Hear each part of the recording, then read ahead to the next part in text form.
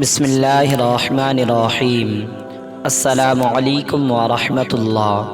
ناظرین، آج کی اس ویڈیو میں ہم آپ کو حضرت سلیمان علیہ السلام کے تخت کی کیفیت کے بارے میں بتائیں گے کہ جس پر آپ بیٹھ کر فیصلہ فرمایا کرتے تھے وہ تخت کس طرح کا تھا اور کس انداز سے بنایا گیا تھا، اور وہ تخت حضرت سلیمان علیہ السلام کے انتقال کے بعد کہاں رہا، اور وہ تخت اب اس دنیا میں ہے یا نہیں۔ لہٰذا آپ سے گزارش ہے کہ ویڈیو کو آخر تک ضرور دیکھیں۔ ناظرین محترم، روایتوں میں مذکور ہے کہ حضرت سلیمان علیہ السلام نے جب تخت حکومت پر بیٹھنا چاہا تو آپ نے شیطانوں کو حکم دیا، کیونکہ تمام شیاطین آپ کے حکم کے تابع تھے۔ لہذا حضرت سلیمان علیہ السلام نے شیطانوں کو حکم دیا کہ ایک ایسی عجیب و غریب کرسی بنائیں کہ باطل مدعی یعنی جھوٹا دعویٰ کرنے والا اور جھوٹے گواہ کے شانے کا گوشت کانپ اٹھے، یعنی جھوٹا دعویٰ کرنے والے اور جھوٹی گواہی دینے والے کے شانے یعنی کاندھے کا گوشت کانپ اٹھے۔ تمام جناتوں نے ہاتھی کے دانتوں سے ایک تخت بنایا جسے یاقوت اور جواہرات اور موتی اور زبرجد سے آراستہ کیا، اور اس کے بیچ میں جواہرات کے ذریعے سے انگور کا درخت اور سونے سے 4 کھجور کا درخت بنایا۔ ان کی شاخوں یعنی ان کی ٹہنیوں کا سرا چاندی سے بنایا۔ کھجور کے ان درختوں میں سے 2 کے اوپر سونے کا مور اور 2 کے اوپر سونے کا گدھ بنایا۔ اس تخت کے اگلے حصے پر سونے کے 2 شیر بنائے۔ دونوں شیروں کے سر پر ہرے زمرد کے ستون بنائے یعنی کھمبے بنائے، اور اس تخت کو ایسے پتھر پر رکھا کہ جس کے نیچے سونے کا اژدہا یعنی سونے کا سانپ بنا ہوا تھا۔ حضرت سلیمان علیہ السلام اس کے پہلے زینے پر چڑھتے تو وہ تخت کرسی کی طرح گھومنے لگتا۔ جن چیزوں سے آراستہ کیا گیا تھا، اس تخت کو سجایا گیا تھا، وہ تخت کے ساتھ چکی کی طرح گھومتی تھیں۔ گدھ اور مور اپنے پروں کو پھیلاتے، شیر اپنے پنجوں کو بچھا دیتے اور دم سے زمین کو مارتے تھے۔ تمام زینوں پر چڑھنے کی یہی کیفیت ہوتی تھی۔ جب تخت کے آخری حصے پر پہنچتے، گدھ آپ کا تاج آپ کے سر پر رکھتے اور آپ کے اوپر مشک و عنبر چھڑکتے۔ جب بیٹھ جاتے تو کبوتر سونے کی زبور پیش کرتا۔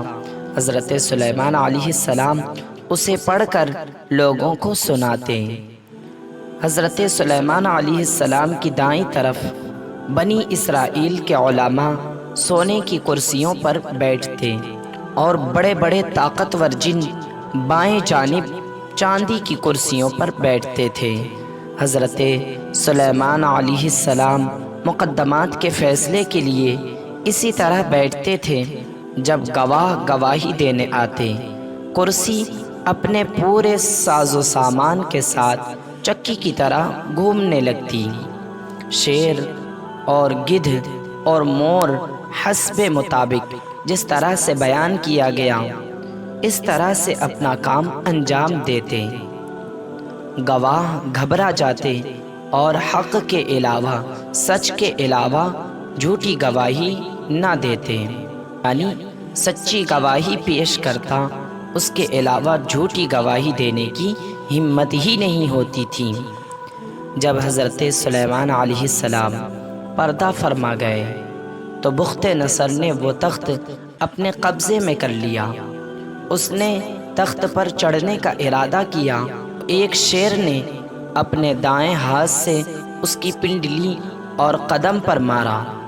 وہ تخت پر نہ چڑھ سکا اور اسے درد ہونے لگا۔